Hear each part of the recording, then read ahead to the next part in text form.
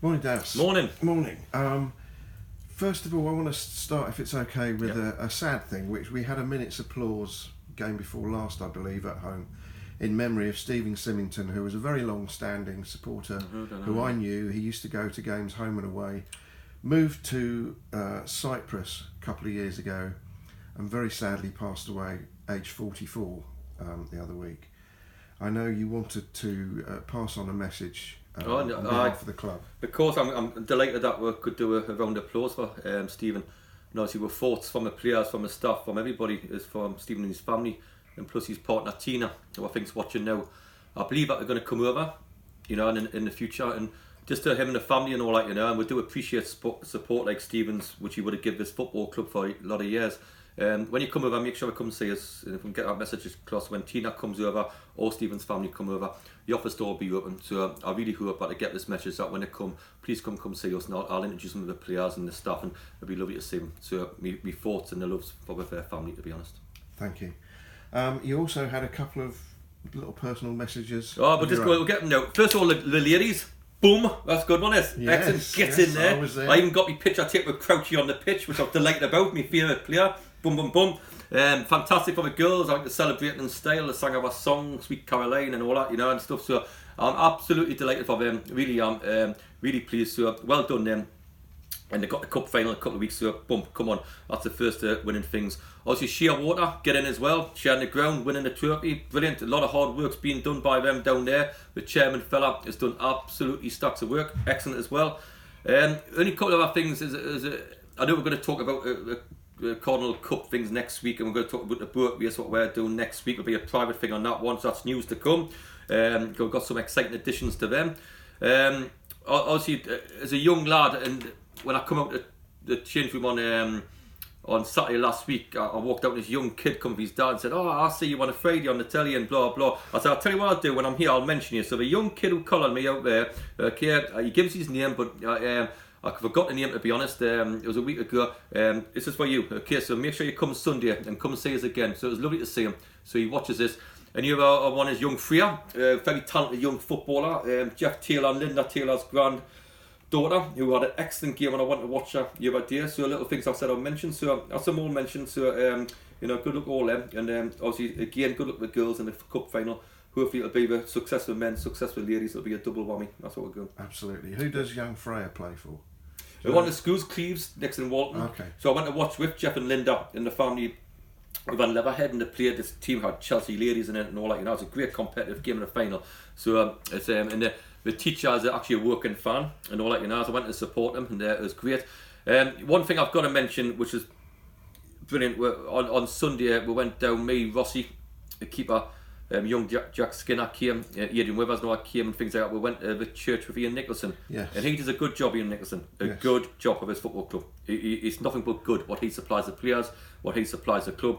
He does a blinking good job, and I got a lot of time for Ian and his support. So we went to support him down his church when he made it, everybody could dress up in football stuff, and he made his sermon, if you like, with his working top on. Brilliant, and he come across really well. I was delighted to talk there, and afterwards me and Adrian went and coached the kids.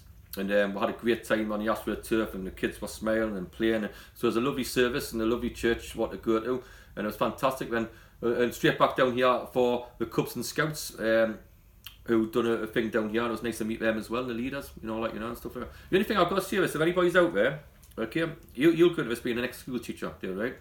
I go and see the Cubs and Scouts. I want to meet them, and I like meeting the volunteers, what to do and how to do it. And there's hundreds of them. So these old people who have been in the Scouts for 20 odd years. I was talking to them, 20 odd years doing that, fantastic. Now we would have more kids if I had more volunteers.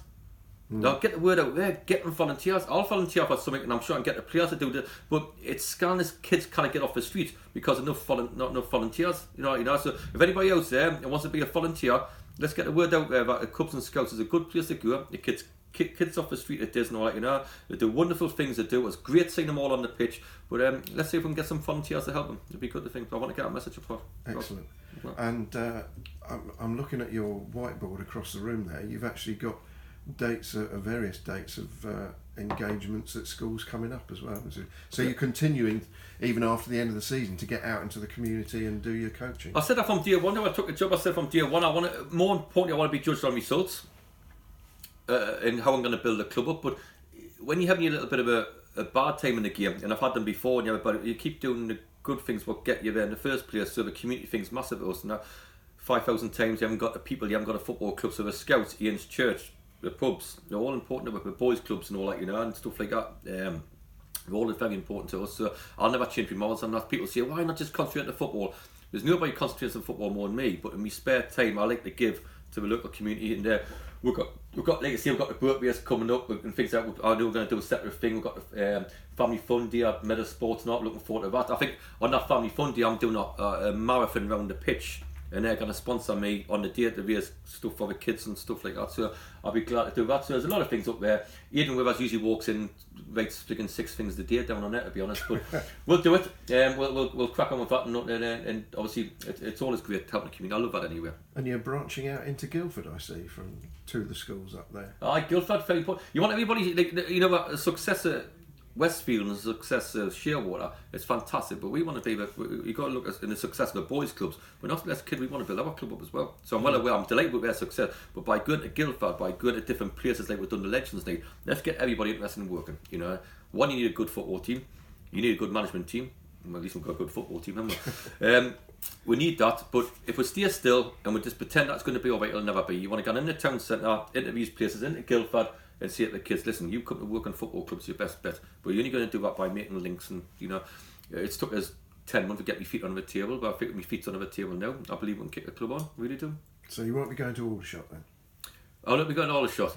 Oh, the fans would love it here, wouldn't it? The way it was on Saturday night in the bar and all that, I think I was saying, go on, get you Aldershot job, stuff like that. Very happy here, David. I'm at the club I want to manage. Good. Moving on. Yeah. I thought about whether to mention last Saturday or not, and I thought the only thing I wanted to say about last Saturday was, at the end of the day, it didn't matter. I don't care that we lost. Nobody wants to lose. Yeah. But after the game, I don't care that we lost because it's all about Sunday. Supporters want to see a winning team, and I'll put myself on here. I've had calls of all managers about, even me own staff, and saying, Dowse, you kill yourself, man. You're opening this and all that. What I could do is bullcrap everybody, say I've done the best job anybody in non-league football's done by changing the whole thing around, blah blah. But I do it because I want to give the supporters a chance of being a kid off the street and meet them halfway. But if you lose a game, you're going to get complained at, and you're going to have doubts.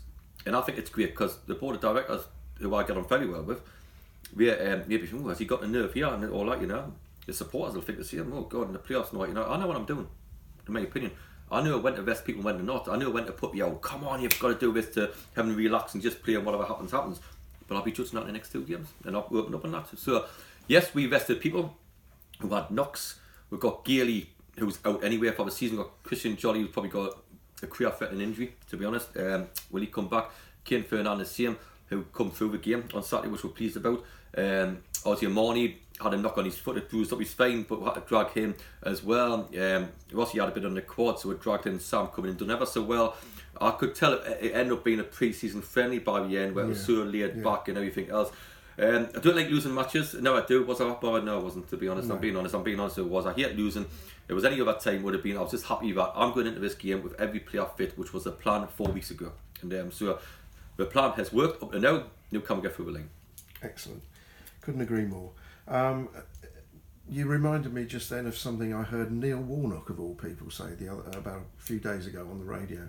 He said 95% of getting a result in football is man management. Would you agree with that? That seems very high percentage compared to the quality of the players you've got available. For example. As you know, I do go on social media, and so I'm in the bubble, in my own bubble really, because I don't know what to say on the outside. But Ian will come in and I get things told. And managers will come with quotes, and even managers in our league come with quotes and say, yeah, I've tactically outdone him, I've tactically outdone that, and that's all that, and stuff like that. I'll gather you away, 5% is man management, 95% is what the players do on the pitch. Give it to the players. The players are the ones who get you through the line. Managers like to give it a big, and I've won 3 championships, promotions, cups, and all the rest of it, but it's all been down to me players. Guide them, me, Ian, Martin, people like that, Matt, guide them, yeah, cool. But put it on the players. We went on Sunday, it'll all be down to the players. We're preparing them right, hotels, things like that. The information we give them last night about the games, what we believe, what we can do.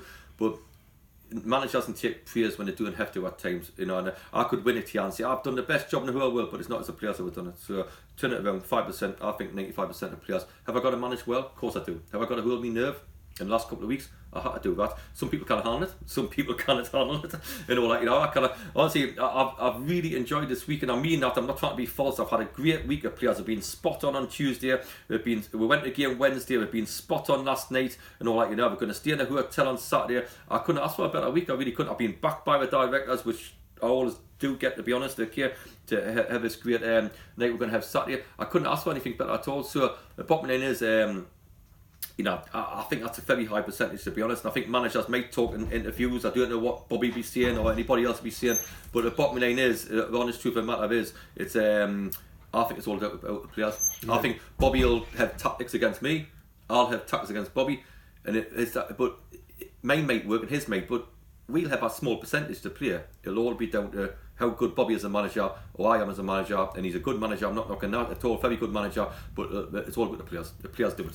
Okay, so let's move on to that then. You went down, as you say, and watched. Yep. Were you surprised by the result, first of all? Yeah. At the start, you know, you thought, yeah, but I thought Wilson were excellent. I thought they were great. With ran themselves in the ground, had passion. I always fancy Wilson to be a top 4 side, like with Bobby and all that, you know, and the players have got. So I'm not surprised. People say they've got in the back doors. No, you are where you are at the end of the season. I swear by that. So I always thought that they might underachieve a little bit. I thought it would be like 3, 4, 5 and all that, you know. So I'm not surprised. They beat us twice already this season. They played with passion, they played with desire, left nothing on the pitch, they ratted round, they got into people, they played the game the right way. Hard, desire, keeper gets a clump on their head. You have glad guns and goal, it's still strong. Centre half's headed it and kicked it and all that, you know, went back to front early. All the sides what Bobby did. Brilliant. I really enjoyed watching them play, Wilson. I thought they were excellent. I really did. I thought they were really, really good. So, and really, we're going into being probably slight underdogs in a certain way, because they've already beat us twice and on a roll, and we have won the last 3 games and we haven't. So I'm well aware that on the outside, it'll be like them being slight favourites. So that's, you know, it's not great as well, because we want to win the game. But I've got no doubt what a tough game is going to be. And like I say, I'm glad that Jonathan North's okay. I think he'll play Sunday, me personally. The keeper. I'm glad he's okay, because he's a top keeper. He's a top keeper and a top lad. As I walked around, you saw a good look and all that. So I'll see you Sunday. So he's obviously coming beforehand, and the lad's done a challenge on him, whatever, and all the rest of it.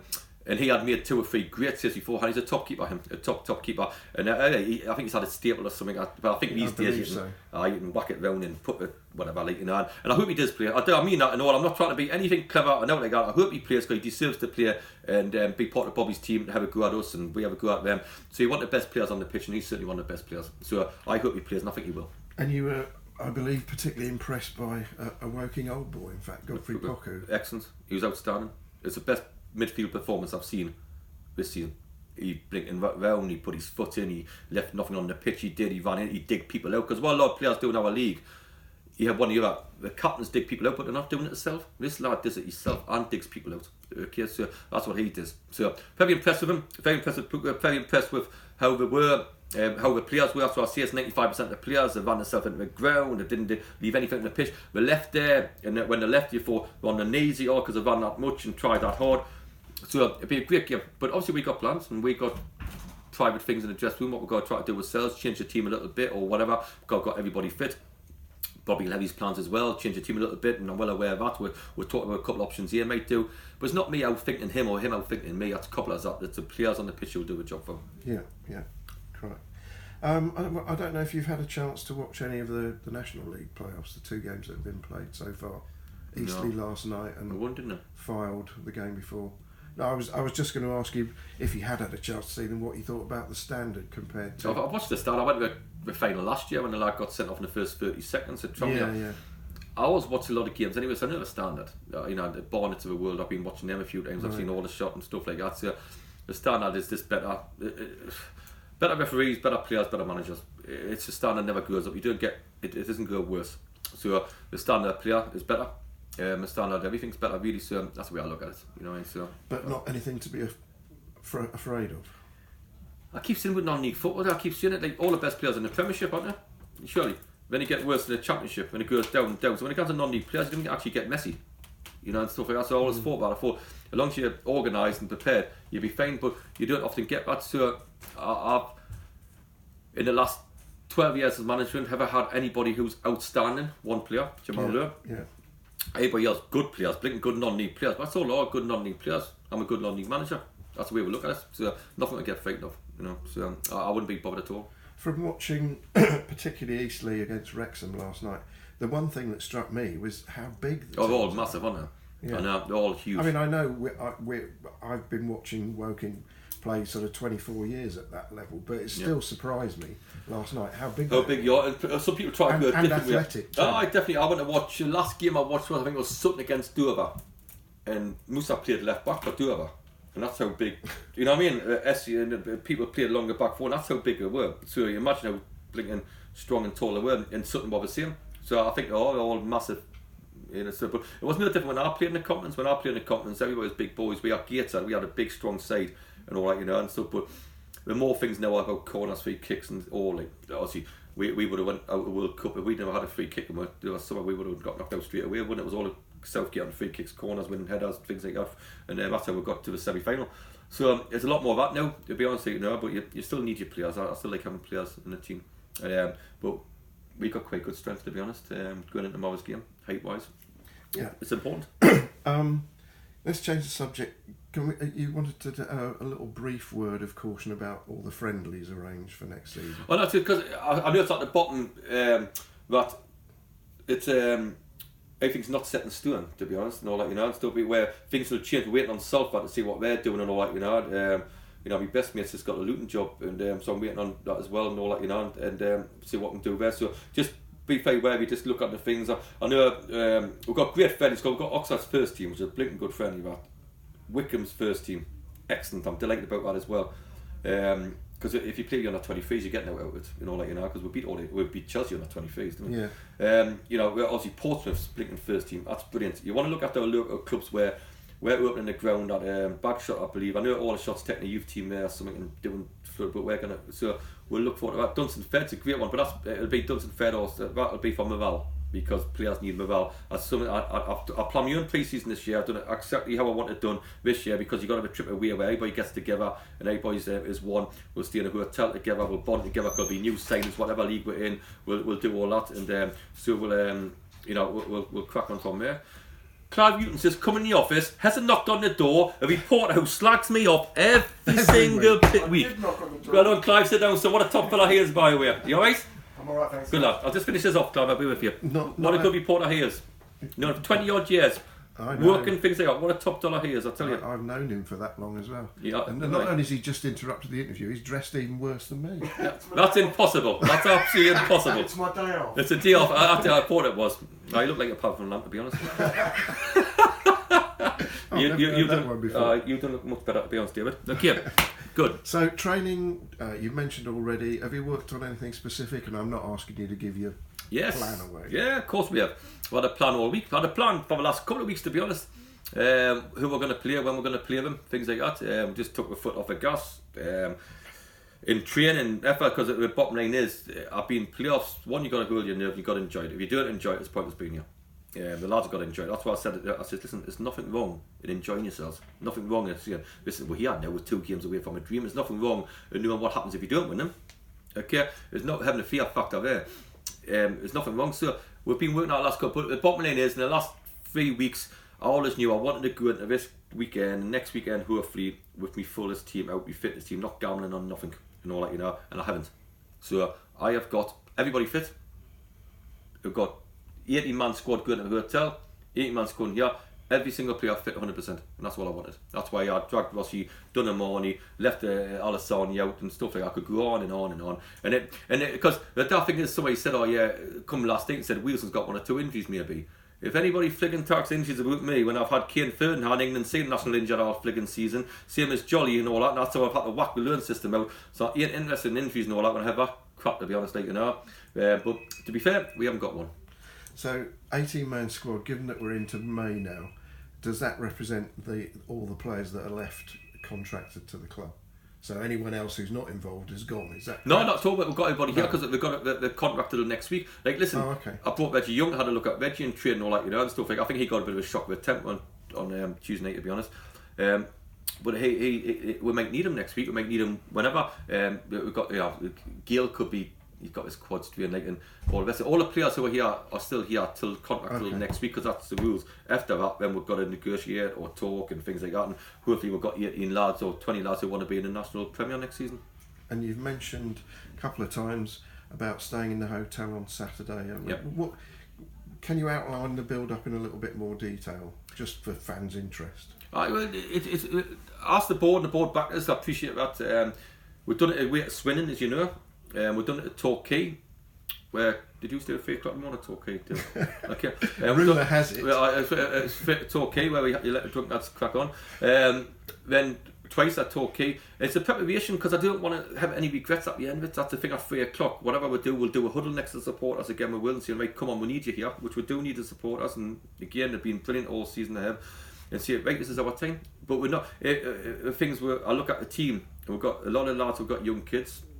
We've got a lot of lads like Gavin, Torquay, Alessandro come from Coventry, the Oxford boys and all that, you know. You come on a day, big crowd, where do you park your car, what do you do? Let's get here Saturday, let's go to the hotel, we'll get a coach here, we'll get down here about 1:30, 1:45, ready to go. There's no, where am I going to park my car, goodbye to missuses and all that, you know, no goodbye to kids if you like and all that, you know, or early nights, whatever. Everybody be prepared in the room. We have, I know you and head that are going to eat right.